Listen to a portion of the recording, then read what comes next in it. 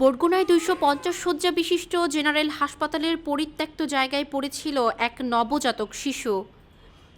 বর্তমানে শিশুটিকে হাসপাতালের শেখ রাসেল নিবিড় পরিচর্যা কেন্দ্রে চিকিৎসা দেয়া হচ্ছে। বৃহস্পতিবার সকাল ১০টার সময় শিশুটির খোঁজ মিলে হাসপাতালের রান্নাঘরের পাশে নারিকেল গাছের পাতার নিচে। নবজাতক শিশুটি ছিল কাঁথায় মোড়ানো। রান্নাঘরের কাজ করার সময় কান্নার আওয়াজ পেয়ে কোহিনুর বেগম শিশুটিকে উদ্ধার করেন। কোটাকাটা করতে সে কান্নার শব্দ শুনছে, তাই মনে করছে মানে রাস্তায় দিয়ে কোনো বাচ্চা নেই, তাই এনে একটু ঘুরতে পাবো।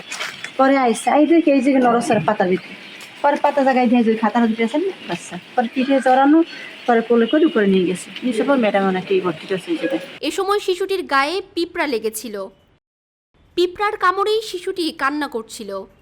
বাবুর্চিরা শিশুটিকে দ্রুত হাসপাতালে নিয়ে যায় চিকিৎসার জন্য। উনি এবার এদিক যাওয়ার পরে কয় ভাই এই অবস্থায় এটা উনি দিয়ে আতঙ্ক হয়েছে, কী ঘটনা দিয়ে একটা বাচ্চা ওখানে। এবার আমি এবার দেখলাম, এবার আমি এবার ওই কর্তৃপক্ষরে জানাইলাম, জানানোর পরে হাসপাতালে নিয়ে যাইয়ে ভর্তি করলো, ভর্তি করে হাসপাতালের শিশু ওয়ার্ডে কর্মরত সিনিয়র স্টাফ নার্স জানান, নবজাতক শিশুটির অবস্থা অনেক ভালো, এখন সুস্থ আছে। শিশুটির গায়ে পোকামাকড়ের কামড়ের চিহ্ন পাওয়া গেছে। বিষয়টি প্রশাসনকে জানানো হয়েছে। বাচ্চাটি স্যালাইন চলতেছে, বাচ্চাটার স্বাভাবিক পরিস্থিতি আছে এখন।